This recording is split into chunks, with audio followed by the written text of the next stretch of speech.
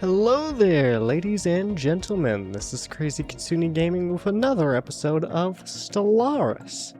Now let's just get straight into it with a special project completed. Oh yeah, the asteroid event that we had going on a bit earlier. We were successful in our attempt to record the collision between Othriga 3 and its moon. The event was captured from several different angles and transmitted live throughout our space. Most importantly, our scientists under the leadership of Franz Red were able to record a large amount of valuable physics data that will surely benefit our research. Good. And we've seen a strange mountain formation. Efforts to map the surface of this moon have identified a strange mountain range in the southern hemisphere. It does not appear to have formed naturally. Okay, research it then. Wow, starting off with a lot of anomalies, and that's only gonna get worse as we go on. Cause I'm thinking of getting another science ship in the queue. Eventually. We are working on our first few corvettes, which we designed last episode. Okay, Salomia, there we go. Now you go and survey that. Thank you very much. Now, System survey complete. economy-wise, we're doing okay, but I need a little bit more unity and a lot more science. Now then, sparking light. I know that you have a planetary feature here. Yes, the fungal study zone. So you give more society research. Not the exact research that I need a lot more of, but you'll do. More research is more research. System survey complete. Okay, system survey complete. Where is that? Karhasta, okay. You go and see what's in there. Construction complete. Okay, construction complete. That is perfect. So now we can come down to Esuik and grab that. I'm kind of tempted to max out the tick speed of the game, honestly. Yeah, let's go ahead and do it, since I'm sort of slowly running out of things to explain. Ooh, ancient shipyard. An ancient orbital shipyard drifts in silence above this world. It has suffered significant battle damage and entire sections of the facility are missing. Okay, so this will actually give us a ship if we go through with this event. We'll have to get a construction ship here later on at— Whoa! Hi! Hi! First contact, we've done it! Hi, everyone! The Tharbarite Forerunners. So they are a fallen empire. A stagnant ascendancy of enigmatic observers. Fenzai! How delightful! We hadn't expected to encounter you for a few centuries yet. Personally, I thought you would wipe yourselves out long before leaving your gravity well, but I'm glad to be proven wrong. Okay then. So honestly, this is a pretty decent first contact. So this is one of the fallen empires. And the good thing about fallen empires is they won't expand, ever, as long as they don't wake up. And them waking up doesn't happen all the time, and is a long way down the road. So this is basically the best first contact that we could have hoped for, and a decent learning experience. Because, as you can see here, once we find another nation, then we can choose different ways to respond to them. So up top, we will go with the more friendly option. Now, the fallen empires, like here, these Tharabarit Forerunners, they care little for our diplomatic maneuvering, so no matter which one of these options you go for, then they won't really care. So we could go with our warriors salute you, we'll fight for our right to exist, or we will be friends whether you want it or not. Yeah, I think that is a special response specifically for xenophile militarists. I love it so much. We'll go with our warriors salute you, Therabytes, since they are essentially a carbon copy of us, ethics-wise. Now, see, most nations have 3 ethics points. They only have 2, and they are simply fanatic in 1 ethic. So, yeah, we're gonna be friendly with them. Construction complete. Okay, apparently the starbase has finished its construction queue.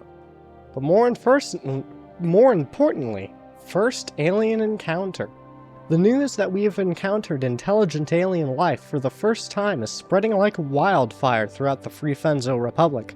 Our citizens are fascinated by these beings, and the media is full of reports and speculations on their culture and society. The revelation that we are not alone in this galaxy has largely been greeted with celebration on our den.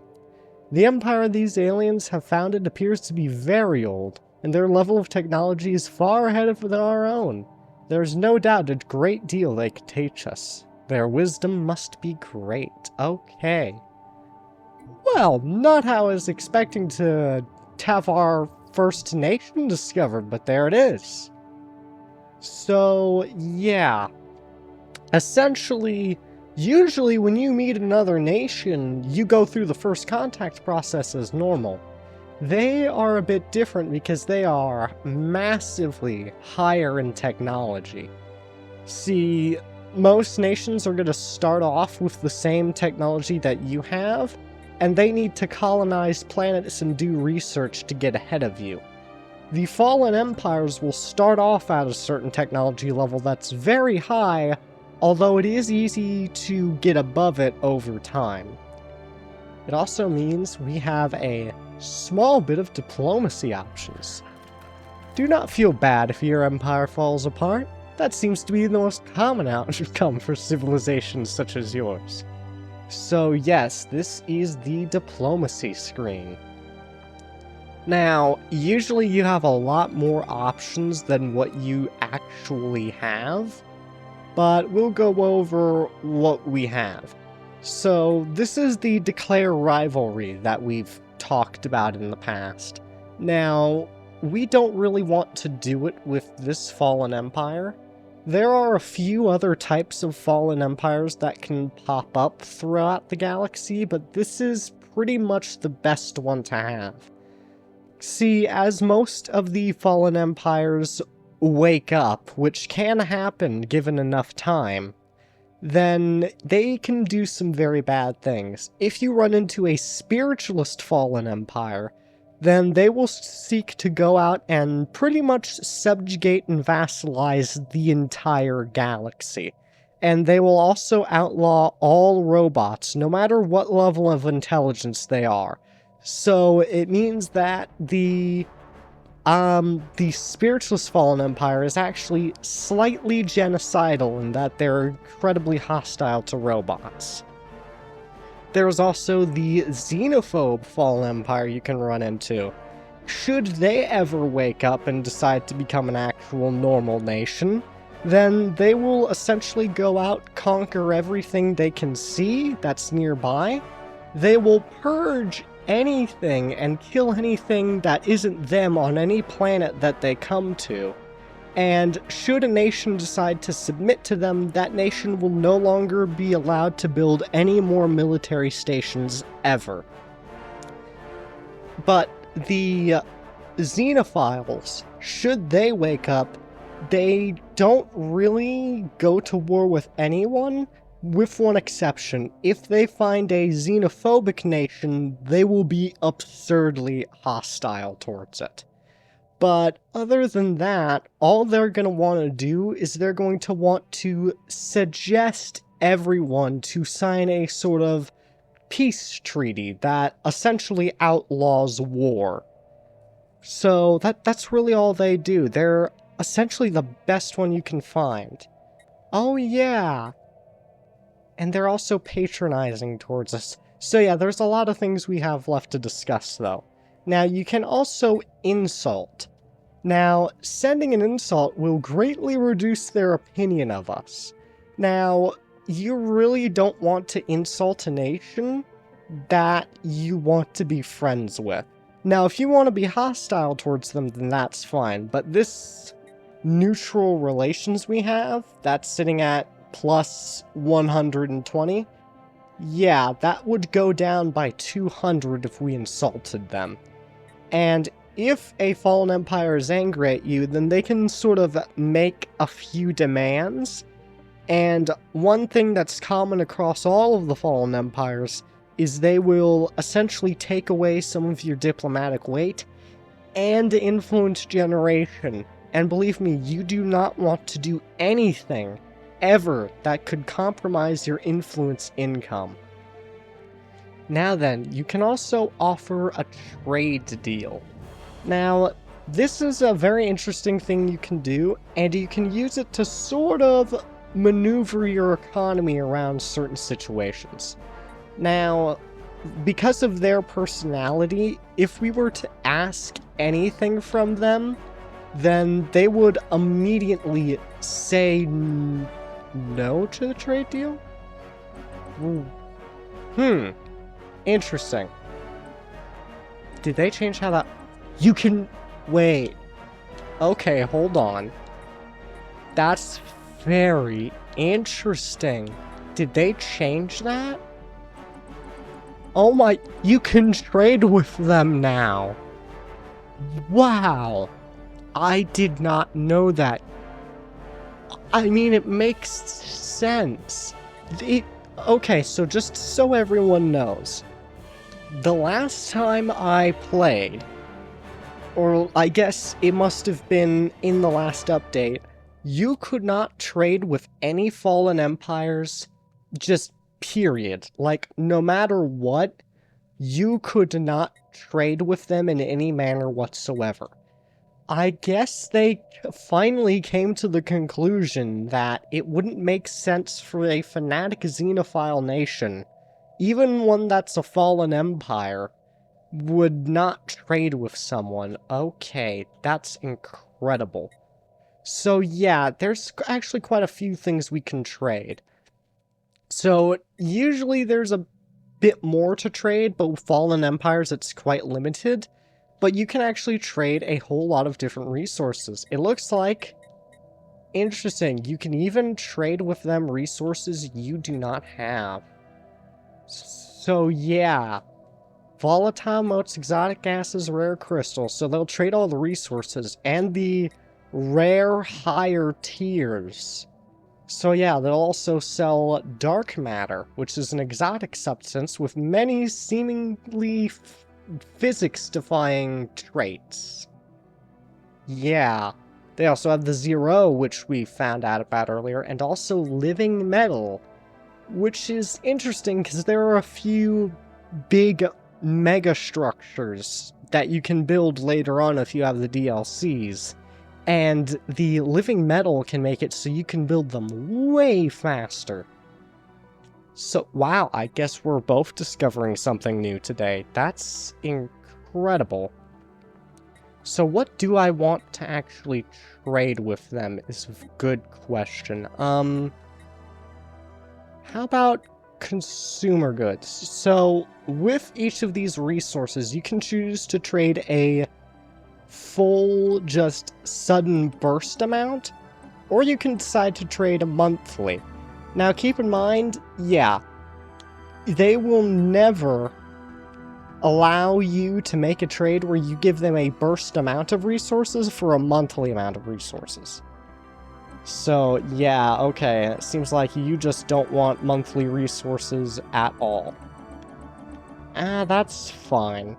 That's very interesting, though. So how many consumer goods could we realistically take? Keep in mind that your trade acceptance has to be at least 1 for them to accept the trade deal. And sometimes the economies of your nations can fluctuate slightly, so it's often to have the trade acceptance at around 3. So, yeah, there we go. 200 consumer goods for 800 food. I'm fine with that. Now, another thing you can trade is information. So you can share communications, which essentially means that if they know of a nation that you don't, then you will then know of that nation. So that's okay. Apparently they are not interested in communications whatsoever. Wow, yeah, that kind of sucks. Which probably means they won't want to trade an active sensor link either. No, but essentially what that does is it means that anything that they see, you will now also see. So we would see everything in their space, all the stuff they're doing on their planets, things like that. Now, also, if you have a monthly trade of any sort, then you can actually make it so that, wow, they wouldn't even accept it if we were giving them something every month. But essentially what would happen is it would let you change how long the deal length is in years. So it can be anywhere from a minimum of 10 to a maximum of 30. So yeah, what a nice happy first contact event. So let's go ahead and confirm that trade. Okay then, we are reviewing your proposal. Now, you can also make claims on them. So essentially making a claim is if you don't like the nation that's near you, or you want to take away some of the space that they have, or, you know, regain some of your rightful space that they stole from you, because the AI likes to do that a lot during the expansion phase, then you can spend influence to claim it. Now, we're not going to do anything like that right now, but it could be quite useful later on. And we can also declare war, which, yeah, we are not going to do that. They would absolutely crush us. Now, you can set the war goals. So, you can have a conquer type war, which means it's waged to seize claimed enemy systems. Now, if you do that, then it means that each claim that you take will generate 25% less threat for each conquered system. So essentially, threat is a mechanic where as you take more and more systems from them, then they will like you less and less. So by going with the Conqueror claim, then it means that that won't be as terrible. Now, there is also one of my favorite war goals, and that is Humiliate. Now, that means that it's waged to undermine the enemy's regime and the populace's faith in their institutions. So essentially what this does is, if you win this war type, then it means that when you win the war, first of all, it will be a lot harder to win the war, but it means that if you do, then they will suffer a loss of influence generation, first of all, and also they will get a lot less population happiness, thereby weakening their economy. Now, in order to actually get this Casus Belli, this war goal, then you will actually have to have them as your rival. Now, we can't do that with these guys. We do not want to do that with these guys. But that is how that works. There is also the Make Tributary and Vassalize Subjugation Wars. To gain this Casus Belli, you need to be stronger than them, which, we are not stronger than these guys in any way whatsoever. Let me be clear, you never want to declare war on a fallen empire unless you are completely, absolutely sure you can win. So, yeah. Now, that is all the diplomacy we have with them right now, although we should probably talk about these diplomatic statistics. So, relative power. So, right now our intel is too low to compare the power of our two nations. Let me be clear, they are overwhelming to us. But as we gain more intelligence and more technologies that will give us information about the galaxy, then we will learn more and more about that. Now, there's also their planet count, which we don't know. You can also see their population count, which again we don't know. Their relative nation size, which we don't know. Their origin, which again we don't know. And also their species. It will actually tell you everything about their species for absolutely nothing.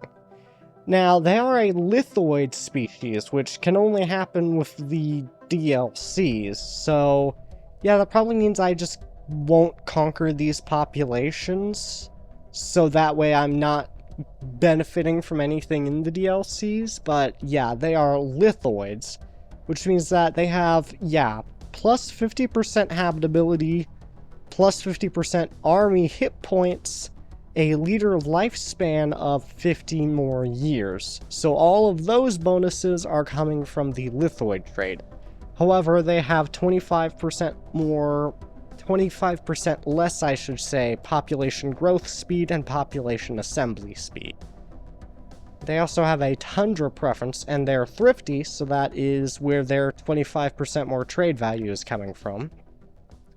They also have gaseous byproducts, so this is a lithoid special trait. That means that just for existing, they will produce a certain amount of exotic gas. It's definitely a very good trait.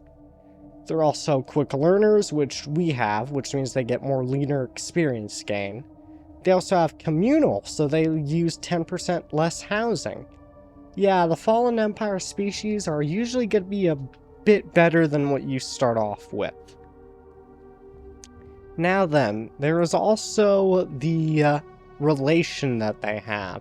So right now they are patronizing. So this is a special Fallen Empire one, where essentially they like you and will sometimes give you gifts. So yeah, this Fallen Empire views us as an errant child in need of their guidance. They may deign to bestow gifts of technology or research upon us. Okay. Oh yeah, and they can also sometimes give ships, although that is incredibly rare. Now, there's also their diplomatic stance, and they get a special one which is dormant. This empire fell into a dark age long ago and largely isolates itself from the rest of the galaxy, so it doesn't give any bonuses or negatives. There's also trust. Now, this is a sort of mechanic that means that over time, if you have long-standing diplomatic deals with them, and sadly we can't form any of those types of deals, but if we did, then we would slowly be gaining a certain amount of trust. So, yeah. Now, there is a maximum trust, and trust is essentially, it's sort of like a positive relation that is incredibly hard to get rid of. So if you have, like, say, 100 trust, then that would be plus 100 to their opinion here, and that would be incredibly hard to get rid of it. Like, once you have trust, then you have to do a lot of bad things to that nation for that trust to ever go away. Now, there's also the diplomatic weight, which isn't really important right now, and never will be in a Fallen Empire's case. Because even if we ever form the Space NATO, then, yeah, they won't join it. Fallen Empire sort of just sit there like lumps. There's also membership, which is only there for if they're in a federation, and generally, unless the galaxy is about to explode, or get eaten by space monsters, or, you know, any, like, apocalyptic event like that, then a Fallen Empire won't form a federation.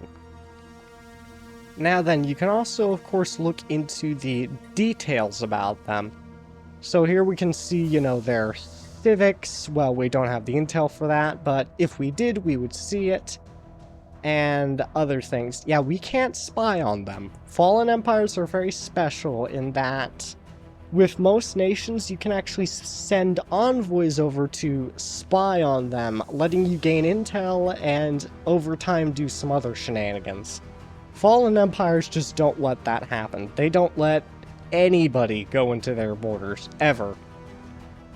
Now, yeah, here we can see their government type and things like that, and their personality type. So at the top, it is showing their government type, a stagnant ascendancy, a stagnant form of government based on ancient traditions and long-forgotten principles.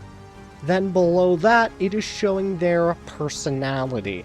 So essentially, a nation's personality type sort of dictates how they're going to act and who they will like and dislike. So, enigmatic observers. This fallen empire dedicates itself to the study of the younger races. They may offer tasks or demand tribute from lesser empires to achieve this end. So essentially, that is sort of their personality is going to usually be incredibly friendly, unless you're a xenophobe, in which case it flips to the complete opposite, where if you do anything even remotely xenophobic, then they will demand tribute from you. They'll, make you prostrate yourself, or sometimes they will just declare war on you and bomb you into oblivion. But as long as you're not a xenophobe, then you're completely fine. Oh yeah, and of course there's all the different ruler traits. So yeah, they're a champion of the people, so they get more happiness.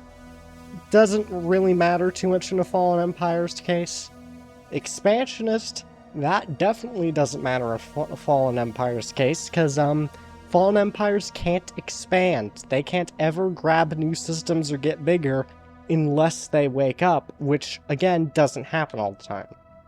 And investor. I don't think Fallen Empires really even benefit from trade value. So yeah, really the only thing that can be a problem leader trait-wise for a Fallen Empire is anything that makes their ships or armies stronger. As long as they don't have anything like that, then you don't need to worry about their leader. So yeah, that is sort of the bare bones part of diplomacy. Now, real quick, I do want to mention what their civics do, because it says unknown, but one of their civics is Empire in Decline, which is essentially a purely bad civic. Actually, both of their civics are incredibly terrible. What the Empire in Decline does is it means that they have a influence upkeep of 1. So it means that just for existing, they are constantly having to pay influence. So it means that they basically are only getting 2 influence per month. Not that it really matters because they can't spend it on anything, but there you go. It also means that they can't build any new ships, ever. Once a Fallen Empire loses a ship, then that's it. They can never get it back. Now, their other civic that we don't know about yet is, I forget what's called, stagnant government, I believe. It's something along those lines, but what that civic does is it means that they cannot claim or expand into new systems or colonize any planets. So yeah, there's basically no way for them to grow. But yeah, that is some bare bones diplomacy. I did not think we were gonna find them. We'll see how they react to our trade proposal. Now, the reason why they're immediately starting off at 120 opinion of us is because, see, usually they would have no opinion. It would be literally 0. They would not care. But the thing is, we are Fanatic Xenophile. So, we get plus, I'm pretty sure it's about, yeah, it doesn't say here for some reason, but for being a Fanatic Xenophile, you get plus 40 opinion towards every nation around. So, yeah, it means that we have an easier time with diplomacy with everybody. Now, the Fallen Empire, despite having a lot of limitations and a lot of things that they can't do, they are still benefiting from their Fanatic Xenophile. So they are getting plus 40 on us. Now you would think, oh, okay, so that should only be about 80 opinion. Well, the thing is, when two nations with matching ethics meet up, they will like each other more. So essentially, what is going on is that we are xenophile, they are xenophile, they kind of like us, we really like them, so it's sort of this feedback loop. It's a feedback loop of love. I mean, that just sounds wonderful. We need more of that in the world. So that is why they like us. Okay, so, wow, that just ate up a lot of the episode. We're gonna keep going a little bit more. I did not expect to find them. System Oh, survey complete. okay. So we just got some notifications. Oh boy, they really like us. Okay. So first things first, they actually accepted our trade deal, it seems. This deal is acceptable, Fenzo. We will deign to trade with you. Okay, cool. So now we got 200 more consumer goods at the cost of 800 food. Yeah, that's lovely. I mean, not the best exchange rate, but consumer goods are generally more valuable than food, so yeah, that's great. And also, because we're both fanatic xenophile, keep in mind this will not happen to the majority of nations, but they have opened their borders. We no longer see any reason to keep you locked out of our territory. Our borders are open to you again. So yeah, keep in mind, they will basically only do this if you're a fanatic xenophile. And also, I'm not sure if it'll pop up, but since they opened their borders, then it means that we're probably both going to like each other a little bit more over time. Okay, yeah. Oh no, that was just the initial discovery likes. So yeah, it's saying that last month it changed by plus 120 because we both found each other and started liking each other immediately. So yeah, that is essentially as good as it's ever gonna get with them. So yeah, survey that means complete. we can, because they opened their borders, we can immediately start going in and see what they actually have control of. Because essentially, kind of like the marauders over here, the other nations that are around are not really gonna be able to go into their space unless they are also xenophile. Found. Okay, we have briefly detected some unusual energy readings emanating from this planet. It might be a glitch in our systems, or it could be a sign of something more. Okay, sure, you do that. But honestly, I am just really excited to see what is actually controlled by them. So, yeah, you go in and please explore the Fallen Empire space.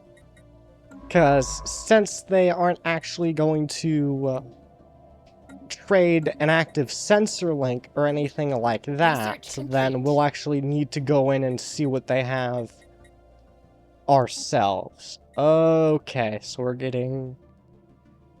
it's time to talk about this old thing. So you may notice that up until this point, the technology has been pretty even in the cost. It's usually been in intervals of 200 and 500, or intervals of 250. That's changed, and it's going to be like that for a lot of the technologies now. Let's just go global energy management for now, since we'll need that quite soon. So yeah, you notice, wow, the robotic workers, it went up in price suddenly. That seems like BS. Well, it is, my friends. It is. And let me tell you why this BS is going on. So, our empire size. It's at a total of 101. We're getting 12 from districts, 7.5 from systems, 30 from colonies, and 51 from populations. So, At our current empire size, we have the following modifiers. Technology cost of 0% more, so not an entire percentile, but it is happening now, and a tradition cost of plus 0. So, additional effects. Empire size is a measure of the territorial expanse of your empire in the form of controlled districts, systems, colonies, and pops. A high empire size is a strain on your administrative capacity, increasing the cost of technologies, traditions, edicts, and campaigns, and are easier to infiltrate for espionage purposes. So, yes, this is sadly the worst mechanic in Stellaris. So, yeah, as we get bigger, then it's just gonna make it so that all of our technologies and traditions are just gonna keep costing more and more and more, and there's nothing you can really do about it. It used to be that we had a administrative capacity system, and it was actually here on Console Edition like that only a few updates ago. Essentially, the bureaucratic offices that we have, the administrative offices. See, instead of giving you any Unity, I think they still gave you Unity, but along with that, they also gave you this funny little thing called admin cap. Now, what that did is essentially, that would mean that you could go higher and higher and higher in your empire size before having those modifiers applied to you. And in my opinion, it was better this way. Now, it's the worst mechanic in Stellaris. I feel like it was added so that bad players don't have to feel like they're bad. Like, oh, you're not good enough to expand? Oh, you can't actually, get big via conquest or just being smart with your economy and getting your borders bigger? Oh, well, we'll make it so that everybody who is bigger than you, they're gonna start, feeling the burn of the empire size. I really feel like it was just added so that bad players don't have to feel like they're bad. Because, really, this is essentially just punishing you for being good at the game. So far, we've not ever had any economic deficits. We've been good about expanding and colonizing planets. But instead of getting nothing but 100% benefits from it, they have to add in this ever so slight drawback. And really, it's easy to beat back the empire-sized system right now. Because as long as we just keep building more administrative offices and more research labs, we're still gonna start researching things quicker than the empire size can possibly keep up. But still, it's the thought that it's happening, that we're eventually over time going to be losing out on a lot of our research just because we were good at getting big. I hate this mechanic so much. Now, it might suck. It is the worst mechanic in the game. But to be fair, we're on Console Edition. And honestly, I've been noticing that Console Edition has been getting a bit more players. Because you can actually play this game multiplayer, although it used to be that it was incredibly hard to find a lobby. But now, not so much. And that's because a lot of people have stopped playing the PC version of it. They've fallen back because the console version is farther behind in updates. And they've done that because, you may think the empire size system is a little bit bad, and believe me, it is. This is the worst mechanic in the game. I would honestly prefer there to be no empire size system than this one. Mostly more than anything, I want to be able to go back to the original empire size system that we had an update ago, where you could increase your admin capacity. I really wish that there was a toggle, like in the settings before you start the game, a toggle between the different empire size systems. But, you know, it might be bad here. But, the reason why people have stopped playing the PC version, and the reason why the amount of people who have modded the PC version is, because it is 4 times worse on the PC now. Yeah, they made it so that all the effects that we're going to be getting over time, would be 4 times more potent if we were playing on the PC version.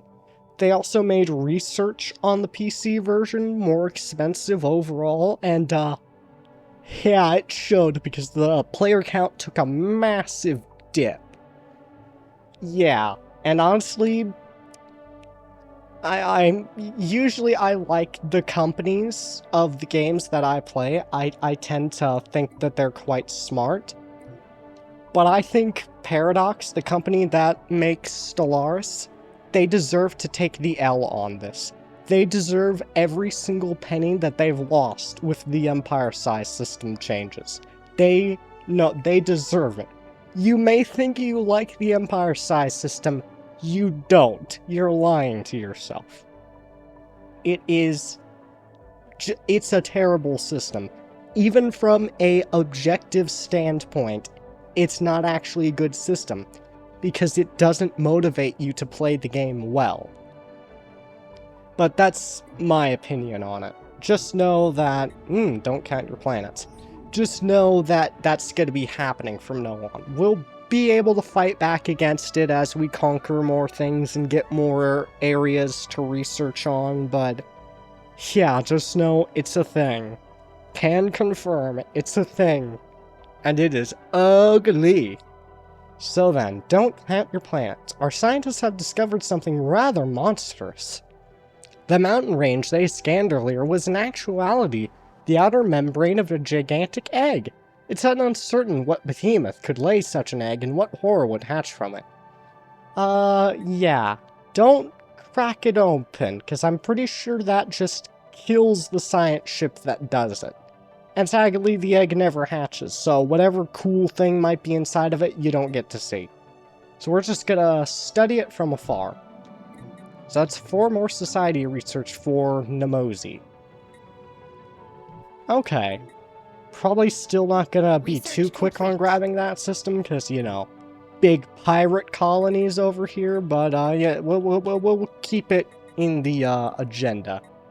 Okay, genetic healthcare has been discovered. Okay, so we have all very good options. So we have the Doctrine Fleet Support. So what this does is it's just going to be plus 30 naval capacity. Now, our current naval capacity is 45, and we're using up only 10 of it, so I'm probably not going to go for this one. Now, we also have effective bureaucracy. So essentially what this is going to do is it's going to give us plus 20 edict fund. So it means that we can hold on to more edicts going on for longer before we actually start losing unity. It also unlocks a starbase building. Well, it's actually only for a special type of starbase called orbital rings, but it'll unlock a building on it that will have a rare crystal and energy upkeep, but will mean that all bureaucrats, managers for megacorporations, priests for spiritualist nations, and unity from nations that have telepaths, yeah, all of that goes up by plus 1. So it's very good. We're going to grab it at some point, but not right now. Most importantly, we have colonial centralization. So, robust frameworks for local governance created on a per-case basis to meet each colony's needs. So essentially, this unlocks the planetary capital. So what this is it's a sort of upgrade technology to the planetary administration. See, this building has a upkeep of 5 energy credits, and it produces an enforcer job, 5 housing, 5 amenities, 2 building slots, a corporate building for if you have a mega corporation nearby, and 2 politician jobs. Now this upgraded version means that we will have 2 enforcer jobs, 8 housing, 8 amenities, free building slots, 2 max corporate buildings and 3 diabolical politicians. So yeah, we definitely want to go ahead and unlock this. It will also give us access to the Hall of Judgment, which requires volatile motes, but it is essentially an upgrade to our law enforcement buildings. Now, this one is far less useful because you really don't want to build more law enforcement, but it's you know, an extra option on the cards. Let's go ahead and research it. Okay then. Now, yes, you're building a research lab. You're building a Ranger Lodge and City District. Alright, that's all good. Now then, Esuic. Okay. Yeah, that's a lot of resources. That's our 1 alloy. Soon we'll be getting 3 from this system. Whoop, okay, so we see stuff now. Alright, so now we can see their stations, and, yeah. 51,000 fleet power on their station. And this is just one of their little side stations. Their home station is even worse. Yeah. They actually have a special type of defense platform that I don't think... No, we don't know enough intel on them. But they have a lot of different weapons. Honestly, they're very pretty stations. I kind of wish that you could use the Fallen Empire ships as the look of your own ships, because they really are pretty. Oh yeah, and we can see one of their colonies. Yeah, so this is a side colony, and it has a defense army strength of 586. Now, let's look at our capital here, and that's our capital. And it has less defense than one of their side colonies. And keep in mind, our capital, because we have a extra stronghold here, it has way more defense armies than most nations would have on a planet. But even that is not enough to beat out just a basic Fallen Empire colony. Oh yeah, and by the way, their versions of the Capitol building, the ancient palaces, give 11 building slots. Now, you can only have a finite number of building slots, but that essentially unlocks every single one. And, yeah, it gives a lot of their defensive power. So, wow, yeah, we can actually see the jobs that they do here. Because they get some very, very special jobs, and some very potent ones. So instead of the politicians, these guys actually do something. They give 10 stability and 20 amenities. So no unity, but that's a ton of stability. They also have protectors, which, yeah, just one of them takes away 25 crime and adds 3 defense armies. Oh yeah, and they also have Hedonist, which just produce unity, and they essentially have a much larger food upkeep. Yeah, and consumer good upkeep. Yeah. Oh, and since they are lithoids, they actually will eat minerals instead of food. So that's a fun thing about lithoids. So yeah, a life of total opulence, where every possible material need or desire can be satisfied. Yep. They also have, yeah, robotic servants and clerks. So, yeah, they are... Okay, so yeah, they actually do make some trade value. But yeah, anyway, their colonies are very, very powerful, and they don't have any person who ever follows a faction that isn't of their ethic. So as we keep expanding and getting bigger, then over time, even without us conquering other nations, other ethics will pop up. Fallen Empires have none of that. Literally 100% of their population is a xenophile. And yeah, even their side colonies are at 85% happiness. Yeah, I'm pretty sure the Xenophiles are actually the happiest fallen empire. Most of them sit at like 60 or 50% happiness. So, yeah. Okay, automated shipyard. While conducting their survey of Othriga 6, the FFR Seeking Leaf detected the remains of an automated shipyard in orbit. It is at least 1,000 years old and seems to have been subjected to a heavy missile barrage, but one of its manufacturing bays is still in working condition. Science Officer Franz of Red is confident that power can be restored to the shipyard, but it would be a significant project. Okay then. Situation log updated. So now, yes, we have a situation where we will need to take a construction ship and tell it to repair the shipyard. So actually, you stop for just a moment and go ahead and get it working again. At the end of this, we should have a new ship. Now, honestly, we've talked about a lot today. We've talked about the god-awful empire size system. Wow, it's... Where did that extra empire size even come from? We're at 101, now we're at 102. What did we even do that warranted that extra empire size? What, are we managing some new guy's coffee cup or something? And we also talked a little bit about diplomacy and the fallen empires. Hard to believe we were once like you, Fentai. Look at you, such naive innocence. Yes. It's also hard to believe that I actually started this channel with 0 subscribers, and at the time of recording this, I'm up to 43. And honestly, you know what you should do is that you should join that group of subscribers. I'm trying to get to 1,000, and the more that you subscribe to the channel, then the more I'll know to do more of whichever videos got me that subscriber. Because it does actually show me who subscribed and what video they were watching at the time that they subscribed.